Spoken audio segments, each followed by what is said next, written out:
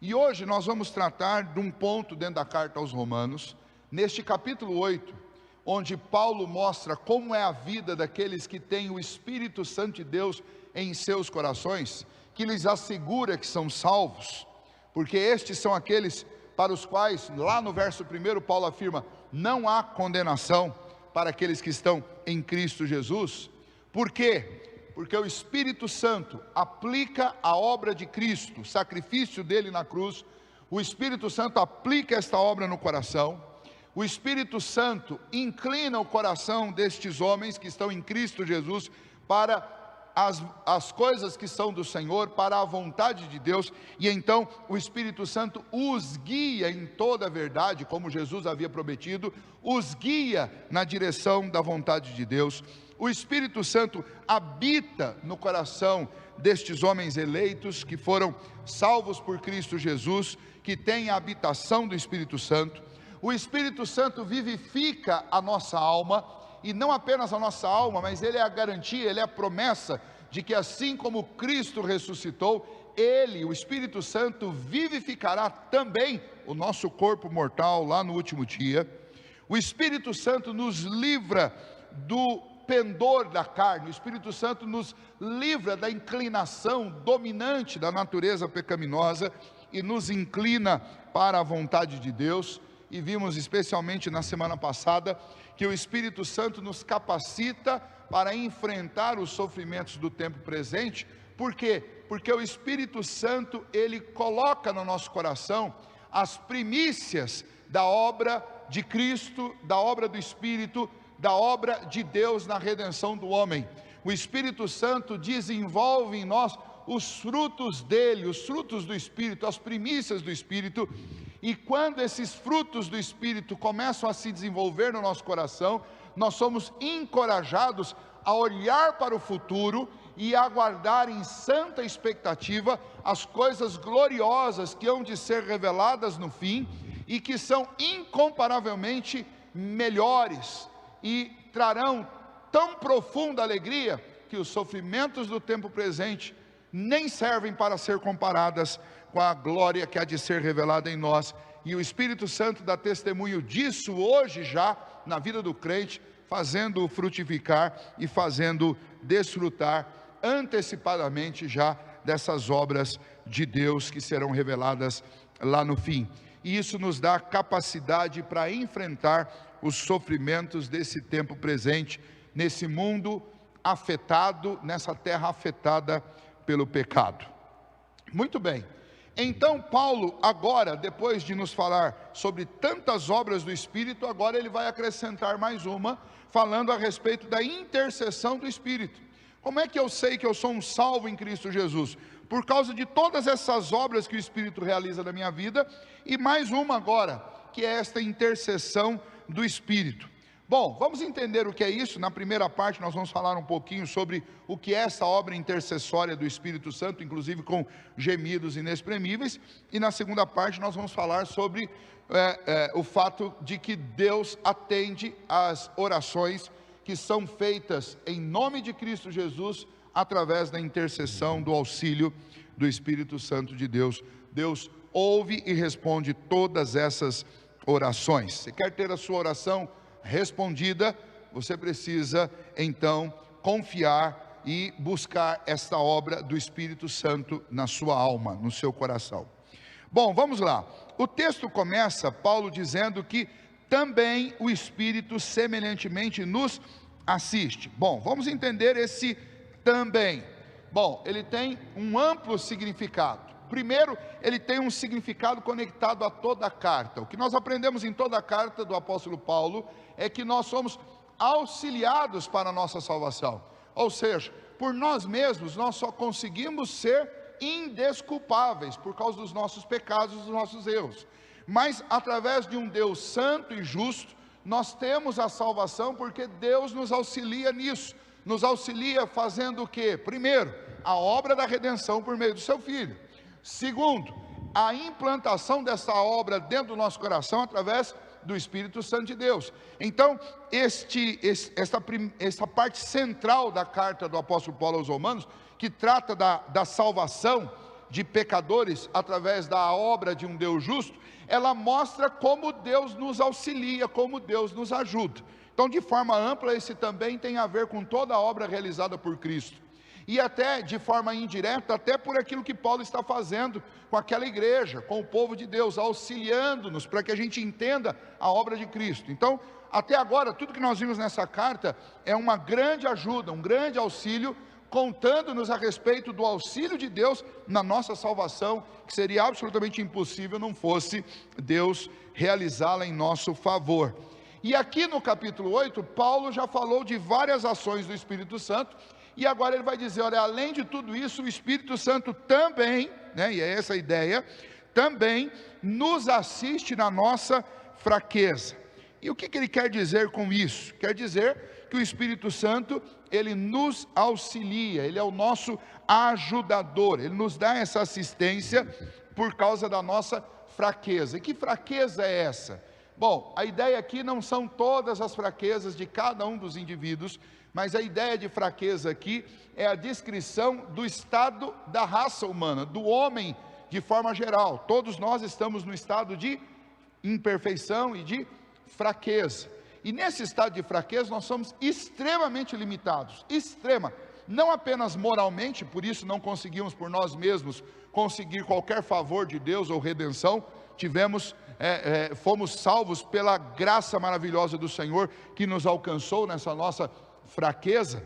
Nós temos também fraqueza para compreender a obra de Deus, por isso o Espírito Santo precisa aplicá-la dentro de nós. Então a obra da redenção, a obra da regeneração, a conversão do homem só acontece depois do Espírito Santo entrar em nosso coração e aplicar esta obra no nosso coração, convencer cada um de nós que somos pecadores e convencer-nos de que há uma grandiosa salvação em Cristo Jesus. Essa é a nossa fraqueza, o nosso estado de fraqueza. E nesse estado de fraqueza também, nós temos outras dificuldades. Uma delas Paulo vai tratar especialmente aqui, que é a dificuldade de orar e de pedir a Deus, de interceder a Deus por aquilo que de fato nós precisamos. E essa dificuldade nossa de primeiramente entender o que nós precisamos e depois de como pedir isso a Deus, essa dificuldade é tão grande que o Espírito Santo realiza mais esta tarefa dentro do nosso coração, que é a tarefa de interceder por nós, de nos ajudar diante de Deus com as nossas orações. Não, então a pergunta que surge diante disso é: o que é esse interceder? O que é isso? O que é essa obra do Espírito? Nada mais é do que nos ajudar a orar, nos ajudar a clamar diante de Deus. No nosso estado de fraqueza, o estado da nossa humanidade caída, mesmo nós que somos regenerados, nós não temos naturalmente uma facilidade, uma compreensão correta a respeito de como orar e a respeito do porquê orar, a respeito do que pedir. E Deus nos auxilia nisso, colocando em nós o seu Espírito, a habitação do seu Espírito, que aplica a obra do Pai, que nos inclina, que habita em nós, que nos vivifica, que nos liberta, que nos capacita e que também intercede por nós com gemidos inexprimíveis. Nós vamos falar um pouco sobre isso. O problema do homem, basicamente, em relação à oração, e esse é o problema de todos nós, é que, primeiro, vamos lembrar dos textos que nós lemos. Um dos textos, o texto de Jeremias, diz que enganoso é o coração do homem, é desesperadamente corrupto.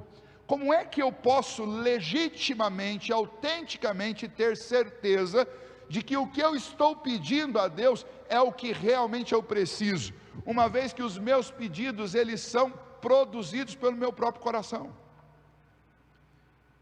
Graças a Deus pela obra do Espírito Santo que regenera a nossa vida, que muda o nosso coração, mas esse coração ainda é um coração que necessita de ser testado, confrontado, e que nós devemos ter cautela com ele. Por quê? Porque o Espírito Santo habita em nós, mas a velha natureza ainda de certa maneira ela reside lá e ela tenta de alguma maneira despontar. E às vezes o nosso coração, ele vai desejar algo que não é correto e que não vai nos fazer bem. Em outras circunstâncias, outros aspectos, por exemplo, não é uma situação que envolve pecado, mas a nossa limitação de compreender os planos de Deus é tão grande que nós nos apaixonamos por determinado plano, por determinada rota para a nossa vida, que não necessariamente implica em pecado, mas pode trazer grandes e sérios prejuízos para a nossa vida e para a nossa família. E por não sabermos e não termos a compreensão mais ampla da história e de qual é a vontade de Deus num aspecto específico da minha vida, eu fico às vezes na dúvida, e nessa dúvida eu preciso clamar a Deus e pedir a Deus instrução a respeito de qual a melhor direção. Por quê? Porque não é simplesmente uma questão de não cometer pecado, mas é uma questão de preservação de vida e de obediência à vontade de Deus no que tange a fazer aquilo que realmente Ele espera que eu faça, aquilo que está nos planos dele. Então nessa hora nós percebemos que nós temos uma dificuldade incrível quanto ao modo, de que maneira eu vou pedir isso a Deus, com que intensidade, quantas vezes, todos os dias, de manhã, de tarde, de noite. Eu vou fazer isso de joelho, eu vou fazer isso lá na igreja, eu vou fazer na minha casa, eu farei isso em meio a um jejum, em meio a uma consagração, eu farei isso de forma trivial, eu farei isso na hora das orações das refeições, ou eu farei isso no momento de consagração específico. Nós não sabemos, nós temos dificuldade de entender quando. E se já não bastasse essa dificuldade, nós temos essa outra dificuldade que eu citei há pouco para vocês, que é a dificuldade de entender o que pedir. É claro que a Bíblia revela para nós muitas formas de orar e a respeito de assuntos, e didaticamente nos ensina a fazer isso. Por exemplo, nós vamos encontrar na Bíblia orações de confissão de pecados, e nós podemos, lendo essas orações, aprender de forma didática como eu devo orar e pedir perdão pelos pecados, inclusive em qual intensidade eu devo fazer isso, quantas vezes eu devo fazer isso, de que maneira eu devo fazer isso. E nós encontramos salmos que inclusive nós usamos muito na liturgia, como o Salmo 32, o Salmo 51. Encontramos textos como o texto de Neemias, logo no capítulo 1 e capítulo 2, que faz uma oração de confissão nacional de toda a congregação. Depois no livro de Esdras também. Aprendemos isso no Novo Testamento, aprendemos a orar e a confessar diante do Senhor os nossos pecados.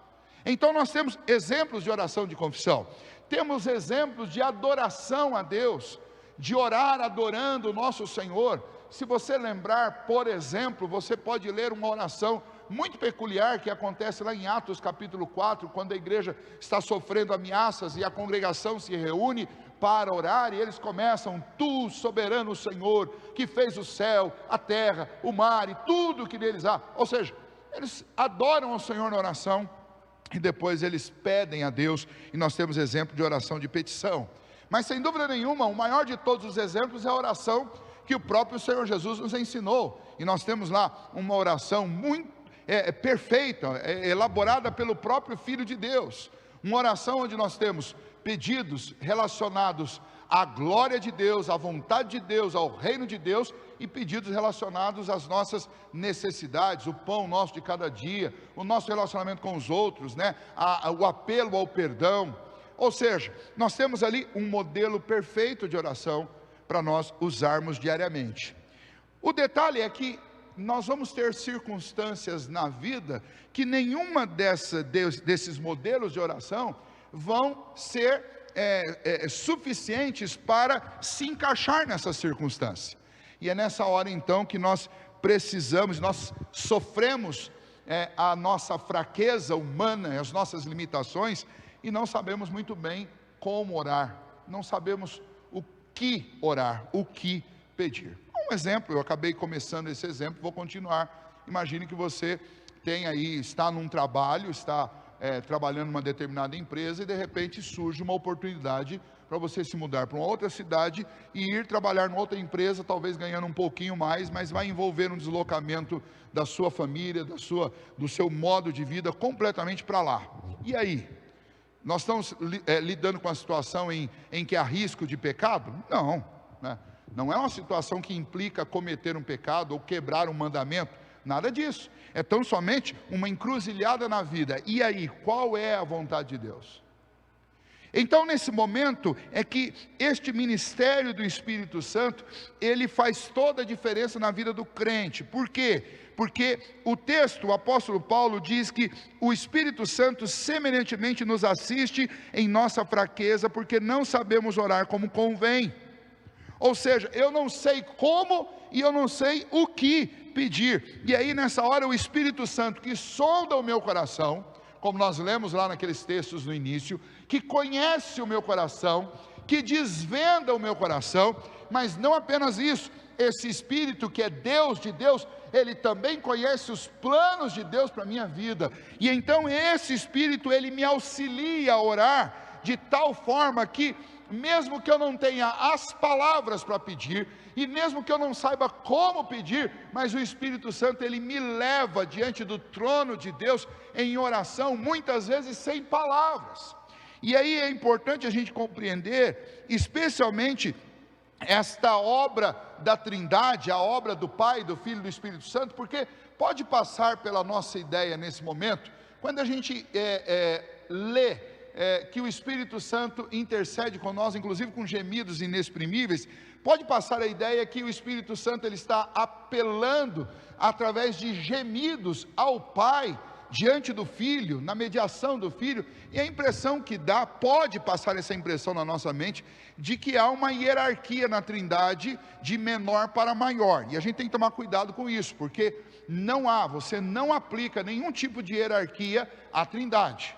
Lembra que o Pai, o Filho e o Espírito Santo são verdadeiramente Deus, o único e verdadeiro Deus que existe em três pessoas, absolutamente incompreensível dentro da nossa limitação e da nossa finitude, mas absolutamente real, e é assim que ele se revela, como Pai, Filho e Espírito Santo, três pessoas de mesma essência, de mesmo poder, de mesma natureza, três pessoas que formam um só Deus, o único e verdadeiro Deus, invisível, todo-poderoso, que governa o universo, que é Senhor e Criador de todas as coisas, que dirige e sustenta todas as coisas, o único e verdadeiro Deus, Pai, Filho e Espírito Santo. Agora, existem diferenças na Trindade? Em termos de natureza, não. Em termos de essência, não. Todos são de mesma essência, todos são Deus, todos são absolutamente iguais em termos de natureza e de essência. Agora, dentro da Trindade existem funções diferentes, o que a gente chama de economia da Trindade? Sim, e não são os homens que criaram isso, não são os teólogos que criaram isso, mas quando a gente lê as Escrituras, nós vamos observar que existe essa distinção de tarefas, e eu já citei isso para vocês inúmeras vezes aqui. Lembra que quando nós pensamos em decreto, os decretos eles foram realizados na eternidade pelo conselho da Trindade, mas nós encontramos dentro da descrição desses decretos apresentados pela própria Bíblia que Deus, o Pai, decretou todas as coisas. Então, embora tudo foi decretado de acordo com o conselho da Trindade, com o conselho da vontade de Deus, o Pai é a pessoa que aparece nas Escrituras como aquele que decreta. O Filho, que, de novo, é de mesma natureza, de mesma essência, absolutamente igual, o Filho, ele é aquele que revela o que foi decretado e que executa o plano de Deus, ele é o agente da ação. É por isso que João chama lá no Evangelho de João, no capítulo 1, de o verbo de Deus, ou seja, o Logos de Deus, aquele que põe em ação, aquele que revela aquilo que o Pai decretou. E o Espírito é aquele que aplica estas obras decretadas pelo Pai, realizadas pelo Filho. O Espírito Santo interioriza, aplica isso no coração do homem.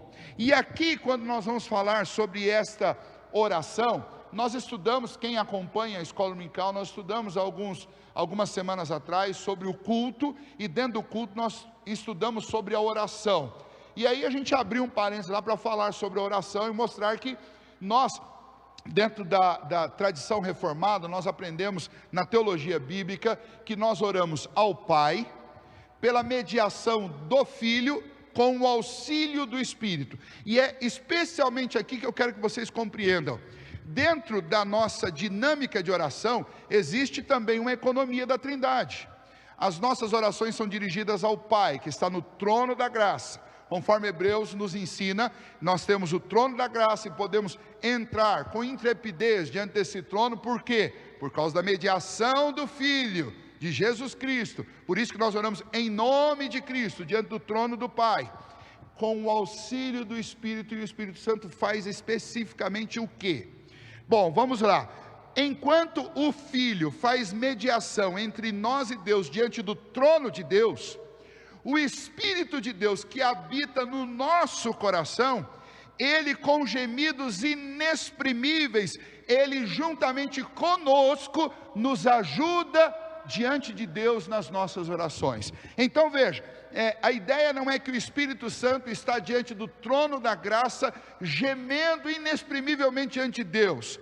A ideia é que o Espírito Santo está dentro do nosso coração, juntamente conosco, gemendo diante do trono da graça, não porque Ele está hierarquicamente caído ou debruçado de joelhos diante do Todo-Poderoso Deus, mas porque Ele está conosco nos auxiliando, e nós sim estamos humildemente de joelhos, cabeça em terra, cabeça no pó, clamando ao Pai pela mediação do Filho, auxiliados pelo Espírito Santo.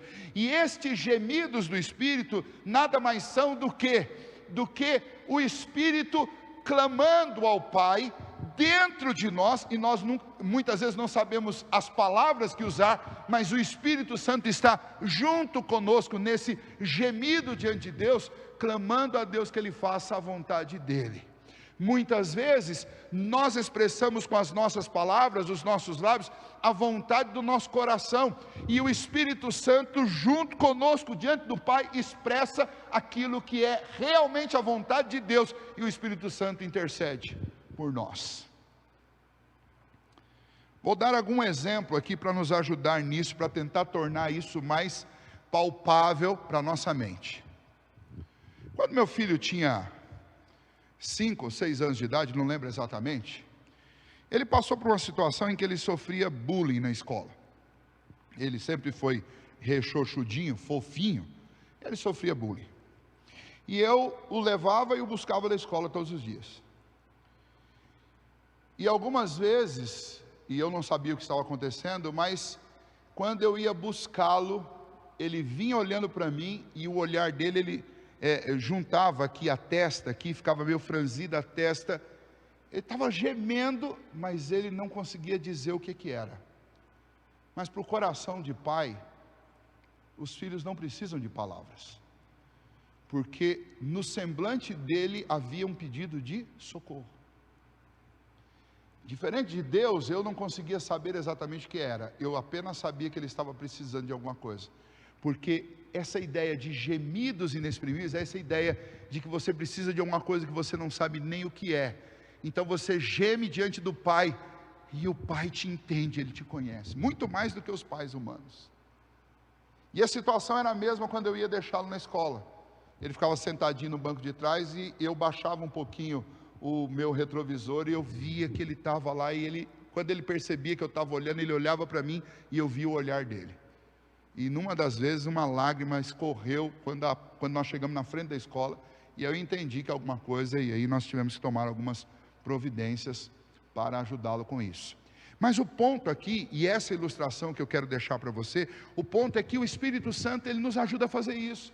Ele nos ajuda a clamar a Deus por uma resposta que nós nem sabemos qual é, a clamar a Deus por uma saída, por um caminho, por alguma coisa que nós precisamos, que a nossa mente e o nosso coração está confuso, a gente não sabe exatamente o que é. E eu tenho certeza que para você que é crente já há alguns anos, você já passou por situações assim, que você dobrou os joelhos e você queria falar com Deus, você queria orar e pedir para Deus alguma coisa, mas você nem sabia o que era, e nessa hora você só chorava, ou só gemia, ou só sussurrava, ou resmungava alguma coisa que nem você entendia, mas você queria dizer algo diante de Deus. E é isso que o apóstolo Paulo está dizendo. O Espírito Santo, ele habita no nosso coração, não apenas para aplicar a obra de Cristo, não apenas para nos inclinar para a vontade de Deus, não apenas para nos capacitar a lidar com o sofrimento, não apenas para nos fazer vencer o pendor da carne, mas o Espírito Santo habita dentro de nós também para nos ajudar a gemer diante de Deus, pedindo a vontade de Deus, pedindo um socorro do Senhor, uma direção do Senhor para as nossas vidas. Portanto, o que o Espírito faz é, o Espírito coloca, veja bem, o Espírito conhece os planos de Deus, e o Espírito sonda o nosso coração e conhece o nosso coração, e o Espírito Santo então faz uma obra de consertar a nossa oração diante de Deus, de nos inclinar a pedir a Deus, às vezes aquilo que a gente nem quer pedir. Lembro da história de um jovem que começou um namoro fora da igreja, uma moça que não era crente, e essa moça estava levando para um caminho perigoso, né? Ela, naturalmente, por ser alguém não cristão, ela queria um namoro que esse rapaz que era um cristão não podia ter. E esse rapaz, ele foi parando de orar. Ele foi parando de orar, por um motivo muito específico, porque ele sabia que se ele fosse orar, ele ia ter que pedir para Deus alguma coisa, e ele já estava suspeitando da resposta que Deus ia dar. Então ele foi parando de orar, e foi se aprofundando naquele relacionamento, até que um dia, junto com alguns amigos, esse rapaz foi levado a uma reunião de oração, e ele não tinha como escapar. E sabe aquelas coisas que só acontecem com quem está fazendo coisa errada? Quando chegou na hora de separar as duplas para orar, reunião de oração presbiteriana é assim, né? O pastor vai lá, faz uma devocional, canta um hino, e depois nós vamos separar para orar de 2 em 2, de 3 em 3. Na hora que separou as duplas para orar, adivinha quem sobrou para orar com esse rapaz? O pastor da igreja. E aí sentou, e aí meu filho, como é que você está? Como anda as coisas? Eu vi que você está namorando há algum tempo, estou achando que você está meio afastado da igreja.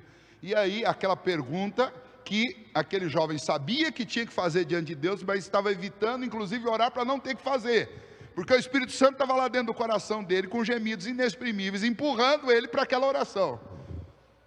E aí o Espírito Santo, que também estava no coração do pastor, falou: meu filho, você já orou, já perguntou para Deus se é da vontade dele esse namoro? E o rapaz disse: olha pastor, eu não fiz essa oração ainda. E aí o pastor disse: então eu vou te ajudar e nós vamos fazer essa oração hoje. E Deus vai te responder. Bom, para resumir, a oração foi difícil e foi com lágrimas, porque esse rapaz estava muito apaixonado. E a oração foi com lágrimas. Mas ele fez essa oração com fé. E algumas semanas depois, podia ter sido outra coisa, né? A moça poderia ter passado por uma conversão, mas não foi o caso. Algumas semanas depois, a moça terminou com esse rapaz. Deus respondeu a oração dele. Não era o plano de Deus para ele.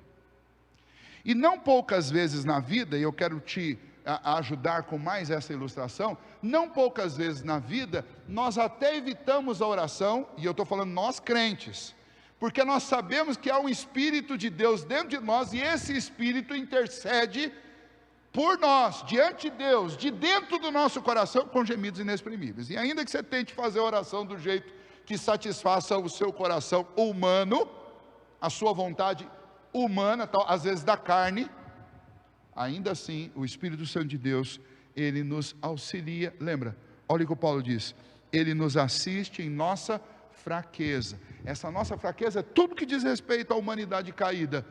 E essas nossas fraquezas vão tentar nos inclinar para aquilo que não é a vontade de Deus. Enquanto isso, o Espírito Santo, com gemidos inexprimíveis, ele vai conduzir não apenas as nossas orações, mas ele vai interceder diante de Deus por nós, de dentro de nós. O Espírito, portanto, nos auxilia a buscar a Deus, e a buscar a Deus da maneira correta, com quebrantamento, pedindo diante dele de forma verdadeira, de forma intensa, com integridade, às vezes até com esses gemidos mesmo, pedindo a Deus a sua direção e a sua vontade, para assuntos que são específicos. Bom, e aí a gente precisa lembrar de que essa obra que Deus realizou em nós, ela é tão completa, que essa ação do Espírito Santo dentro de nós, ela diz respeito a um conjunto tão maior de ações, que Paulo resumiu isso em duas passagens lá em Filipenses. A primeira delas está lá em Filipenses 1, verso 6, quando Paulo diz: aquele que começou a boa obra em vós, há de levá-la até o final. Veja, aquele Deus que lá da eternidade, Ele colocou os olhos em mim, Ele me amou com amor eterno, com benignidade, Ele me atraiu, Ele pagou o preço da minha salvação, através do sangue do seu próprio Filho, Ele pôs o Espírito Santo dEle dentro de mim, Ele está agindo com tudo e com todos, para me conduzir àquilo que Ele planejou para mim. É por isso que Paulo diz: aquele que começou a boa obra em vós, há de levá-la até o final. E para que ele leve esta obra dele na minha vida até o final, até a conclusão, é necessário que o Espírito Santo me incline, é necessário que o Espírito Santo aplique essa obra dentro de mim, e é necessário, absolutamente necessário, que o Espírito Santo interceda por mim. Porque a nossa natureza corrompida, ela faz guerra contra Deus, ela faz guerra contra a vontade de Deus. E somente pelo Espírito Santo essa natureza pode ser mortificada dentro de nós, e somente pela ação do Espírito Santo nós podemos ser capacitados a pedir a Deus o que de fato nós precisamos.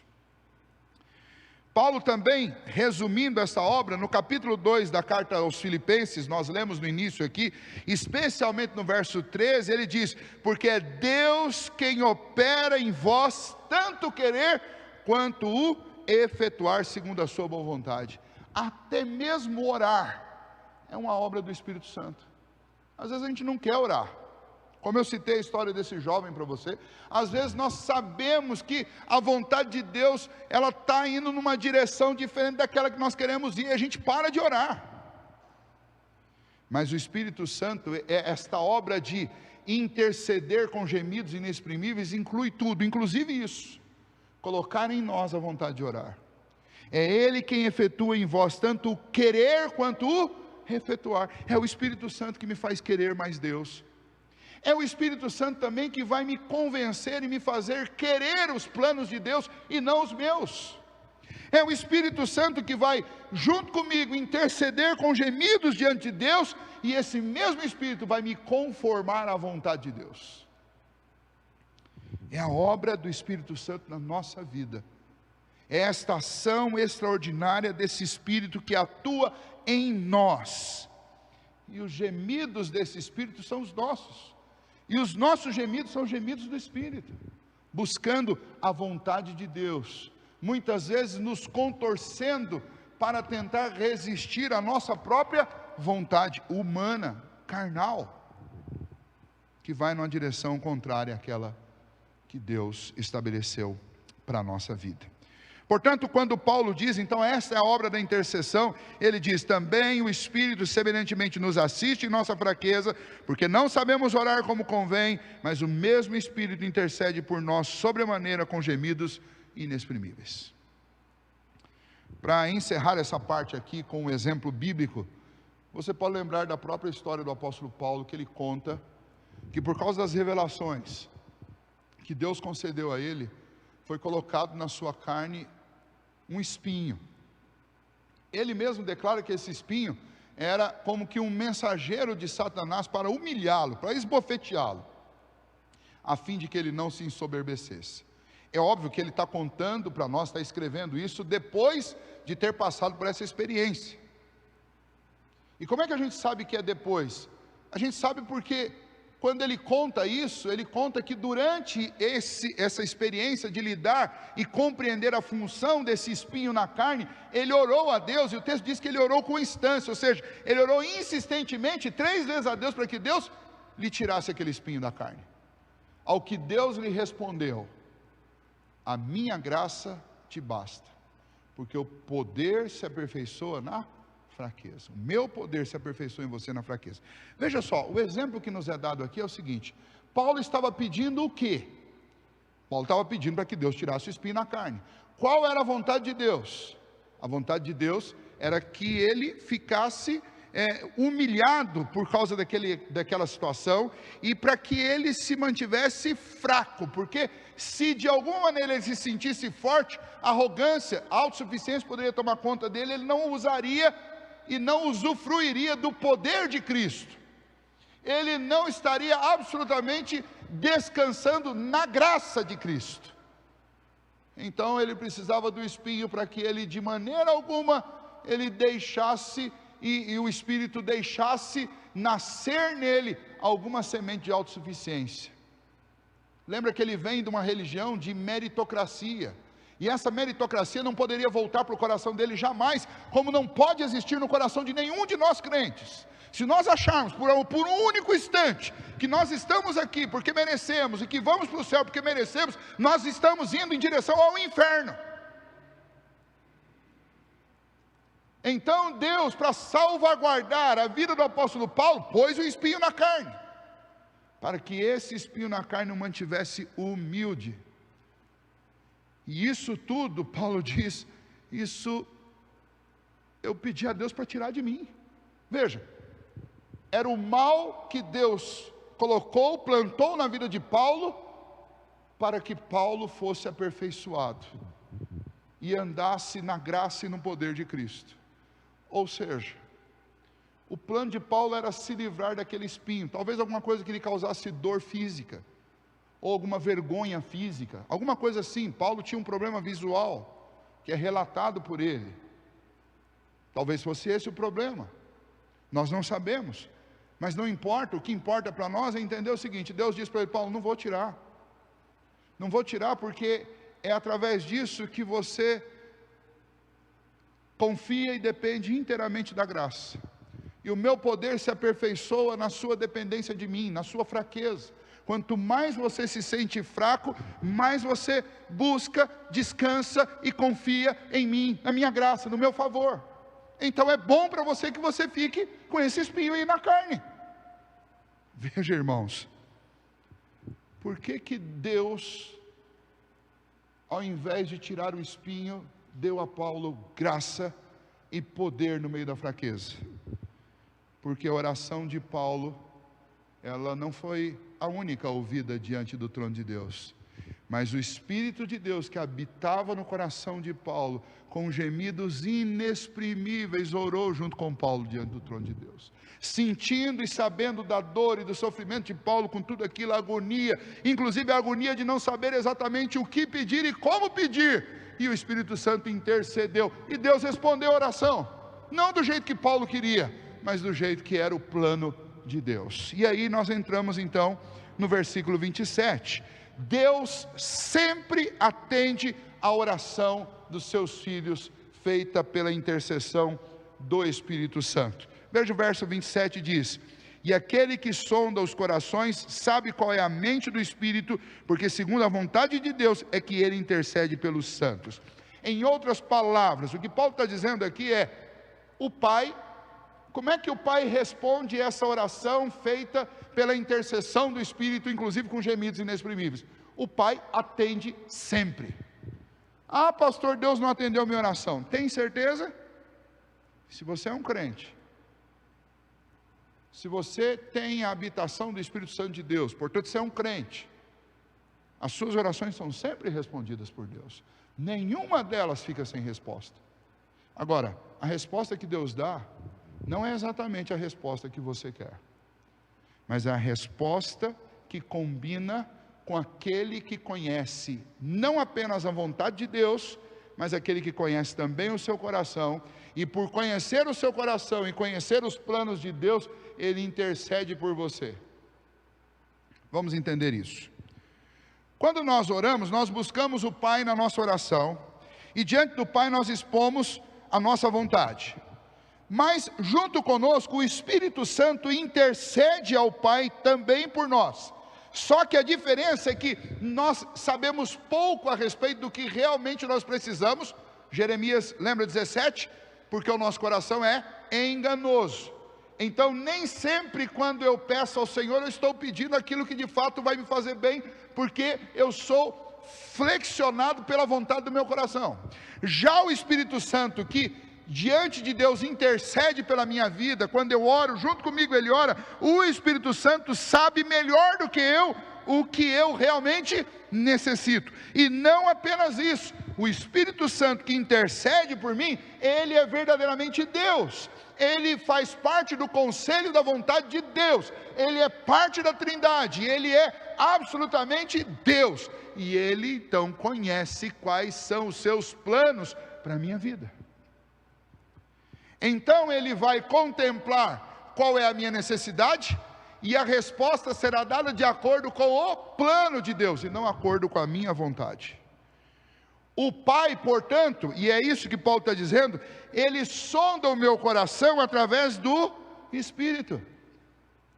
E diante do trono do Pai, o Pai que conhece a mente do Espírito, ou seja, o Pai que com o Espírito é um, com o Espírito e o Filho é um, o Pai que conhece o seu plano e que também conhece o meu coração, ele ouve a intercessão do Espírito. E então as nossas orações são atendidas, mas não do jeito que eu quero, elas são atendidas do jeito que é o jeito certo, com a vontade correta de Deus, com o plano perfeito de Deus para a minha vida. E eu preciso entender isso. Esse é um ministério do Espírito Santo sobre as nossas vidas.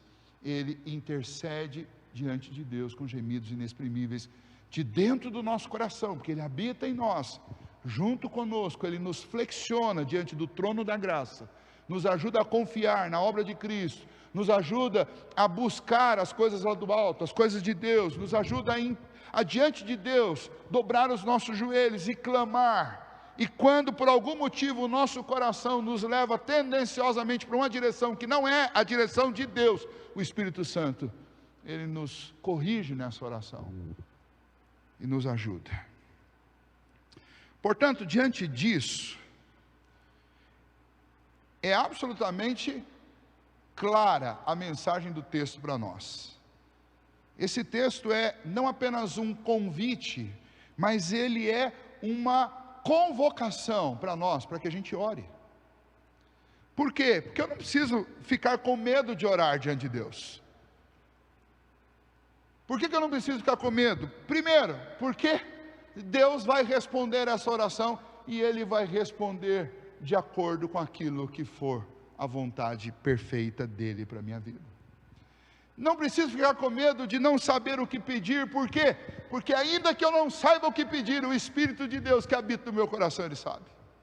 Ainda que eu não tenha palavras, mas o Espírito Santo com gemidos inexprimíveis, Ele leva diante do Pai, que sonda e conhece a mente do Espírito, Ele leva diante do Pai aquilo que eu estou passando, aquilo que eu estou sentindo, e o Pai, de acordo com seus planos, Ele me responde. Portanto, é dever nosso orar. E é por isso que Jesus, e a gente pode compreender por que Jesus disse, orai sem cessar. Jesus disse, vigiai e orai em todo o tempo. O espírito está pronto, mas a carne é fraca. E daí o apóstolo Paulo transmite esse ensino para nós, dizendo, orai sem cessar.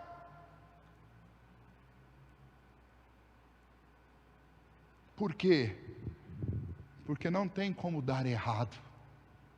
Olha que bênção.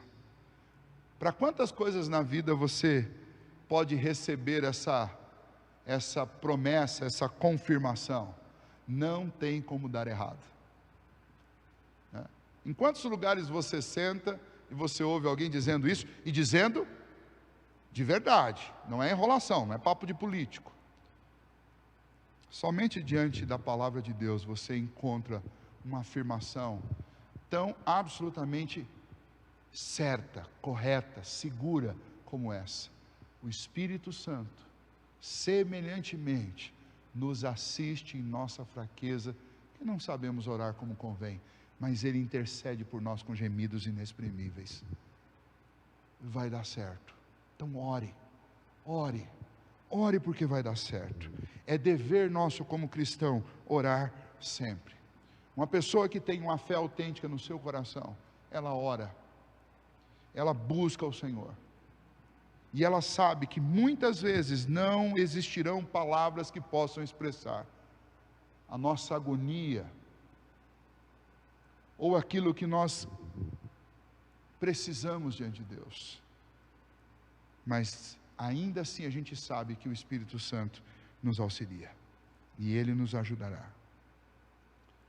Se por outro lado, não há vontade de orar, não há compromisso de oração, não há relacionamento através de oração com Deus, talvez